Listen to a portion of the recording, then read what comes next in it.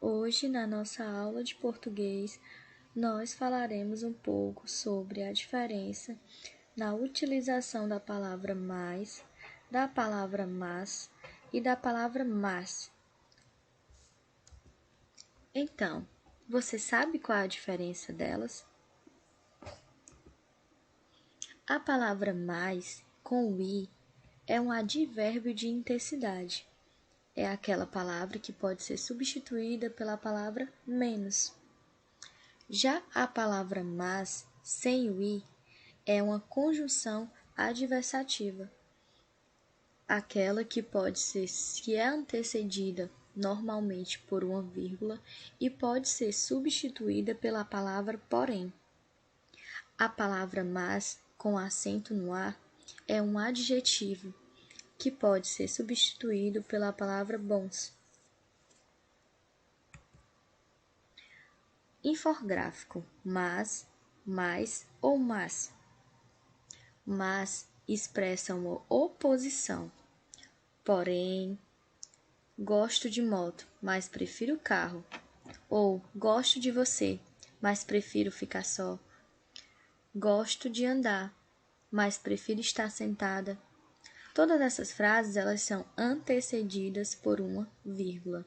Então, normalmente ou quase sempre, o uso da palavra mas ela é antecedida por uma vírgula.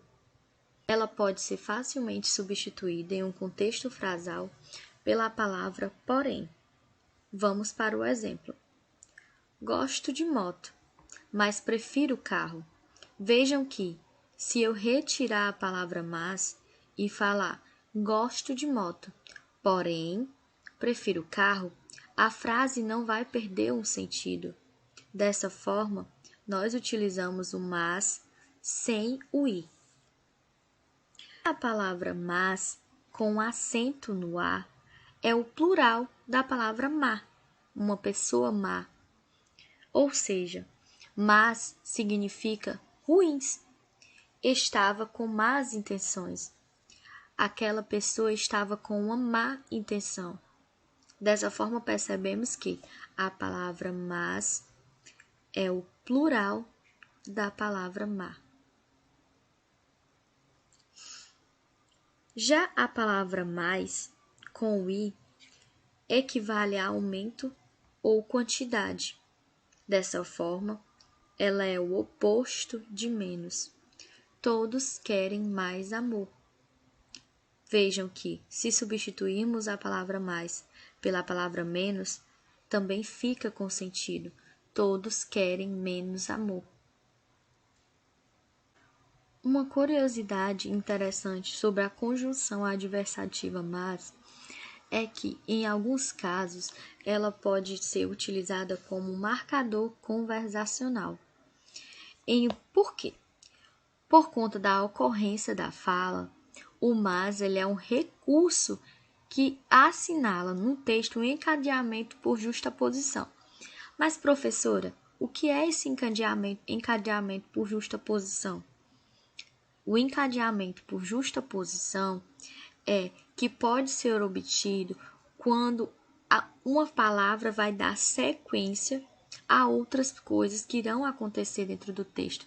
Ela está lá estabelecendo somente uma relação semântica. Ela vai estar estabelecendo uma relação entre as pequenas partes de um texto. Então, ela vai ser um sequenciamento que vai aglutinar as coisas dentro do texto.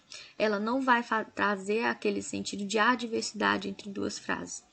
Muito pelo contrário, ela vai dar uma sequência às ideias que vai estar sendo transmitidas. Por isso que é importante prestar atenção no contexto que se insere a frase para que não ocorra o risco de confundir as ideias e acabar colocando ou exercendo um poder na palavra que a mesma não tem no texto. A atividade de hoje é baseada na explicação anterior sobre o uso das palavras mais e mas. Então, vamos lá. A primeira questão é: observe o emprego das palavras destacadas mais e mas. Você vai observar o emprego dessas palavras dentro das frases, certo? E após, você vai fazer o quê? Após a observação da aplicação das palavras, qual sequência substituiria de forma correta as palavras destacadas? Você vai fazer o quê?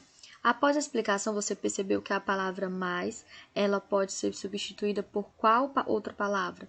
E a palavra mas, ela pode ser substituída por qual outra? Após essa observação, você vai perceber aqui a sequência.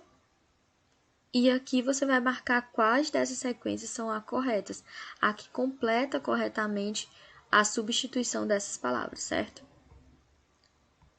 A questão 2. Empregue corretamente os termos mas e mais. Ele saiu cedo de casa. Aí você vai prestar atenção e vai colocar.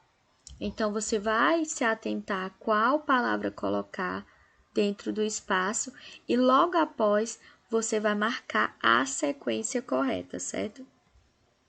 A questão 3 é sobre os fenômenos linguísticos do texto, afirma-se que foi a indústria da borracha a que mais influenciou.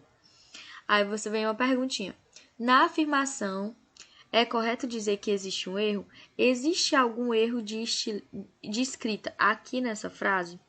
Se existe, qual é e como ele deveria estar grifado? Então, você deve observar o erro que tem aqui e citar como deverá ser grafado ele dentro do texto. Claro, se você observar que tem algum erro. Se você achar que não tem nenhum erro, você não precisa citar. Você só coloca que não tem nenhum erro na frase.